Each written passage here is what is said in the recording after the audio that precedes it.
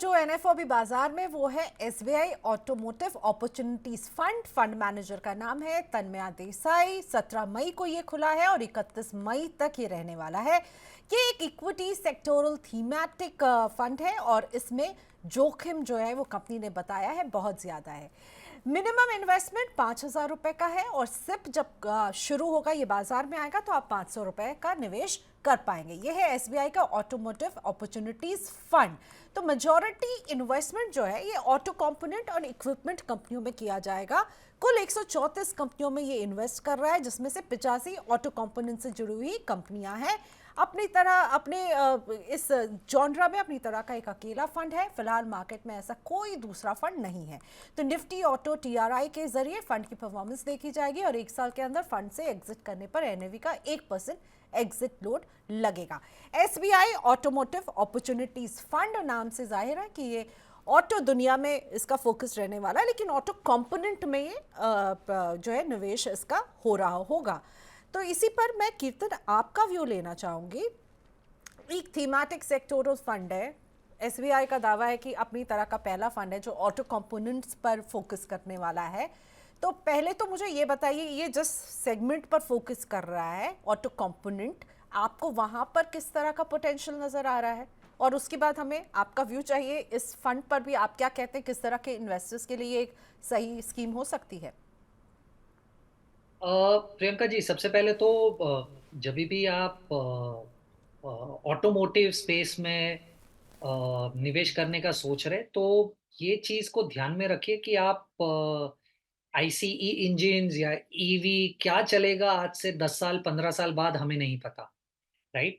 क्योंकि ईवी जब इंट्रोड्यूस किया गया था एज ग्रीन एनर्जी या एनवायरमेंटली फ्रेंडली है, क्रूड की जरूरत नहीं है, पर आज बहुत सारी ऐसी स्टडीज भी है कि आप जो लिथियम को या किसी और प्रोडक्ट को माइन कर रहे हो बैटरी बनाने के लिए, वो भी डायरेक्टली इनडायरेक्टली एटमॉस्फेयर को, क्लाइमेट को उसी तरीके से हार्म करेगा over a period of time जैसे आज क्रूड कर रहा है।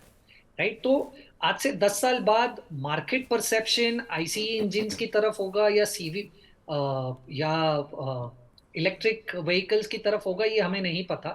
पर किसी भी डायरेक्शन में जाए, राइट, कंपोनेंट्स तो लगेंगे। आपको टायर लगेगा, आपको सॉफ्टवेयर लगेगा। राइट। तो आपको बेसिक चीजें जो गाड़ी बनाने के लिए चाहिए वो तो आपको ऐसे भी लगने वाली।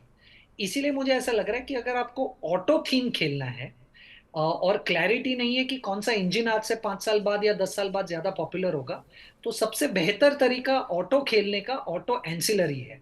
राइट। तो उस कॉन्टेक्स्ट में मुझे ऐसा लग रहा है कि फोकस इस फंड का सही है, क्योंकि आप इस डिबेट में नहीं जा रहे हो कि आज से 5 या 10 साल बाद ये कौन सा इंजन पॉपुलर होगा, पर आप ये जा रहे हो कि जो भी पॉपुलर हो कंपोनेंट्स लगने वाले हैं और मैं बेट कंपोनेंट्स पे करूंगा। तो उस कॉन्टेक्स्ट में ये थीम मुझे अच्छा लग रहा है। पर जैसे प्रियंका जी, आपको मेरा व्यू पता है, मुझे ऐसा लग रहा है कि रिटेल इन्वेस्टर्स को थोड़ा सा थीमेटिक और सेक्टोरियल फंड से दूर रहना चाहिए, क्योंकि टाइम कौन से समय पे ये फंड खरीदना है, कौन से समय पर ये फंड से बाहर निकलना है, ये रिटेल निवेशक मेरे हिसाब से नहीं कर पाएगा। ये फंड मैनेजर पे छोड़ देना चाहिए, जो एक डाइवर्सिफाइड फंड में ऑटो कंपोनेंट्स या ऑटो सेक्टर पे बेट लेगा। पर एज ए रिटेल इन्वेस्टर मुझे नहीं लगता ये आपके लिए है। हाँ, पर अगर आप एक सोफेस्टिकेटेड इन्वेस्टर है जिसे ऑटो स्पेस पे बेट करना है, तो जैसे आपने कहा ये एक ही फंड है, और क्योंकि ये कंपोनेंट्स पे फोकस कर रहा है इसलिए ये फंड ऑटो सेक्टर से बहुत बेटर है। तो अगर आप एक प्रोफेशनल है, सोफेस्टिकेटेड इन्वेस्टर है जो ऑटो एंसिलरीज पे बेट करना चाहते हैं, तो मुझे ऐसा लग रहा है उस कॉन्टेक्स्ट में ये फंड काफी अच्छा है। ओके।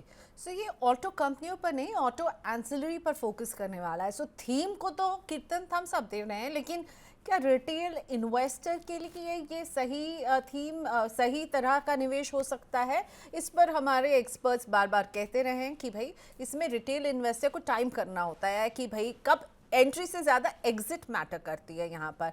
और अगर आपको इस तरह का एक्सपोजर एक डाइवर्सिफाइड स्कीम के जरिए मिल रहा होगा ऑटो कंपोनेंट का, देन आई थिंक एक डाइवर्सिफाइड एक्सपोजर लेना आपके पोर्टफोलियो के लिए शायद बेटर हो सकता है। पर from investor to investor it may differ. अगर आपको अपना रिस्क एपेटाइट देखना है, आपको अपनी समझ देखनी है और उस हिसाब से आपको फैसला करना है। ऑलराइट, सो एसबीआई के इस एनएफओ पर हमने बात की। समय समय पर हम इसी तरह एनएफओ पर बात करते रहेंगे।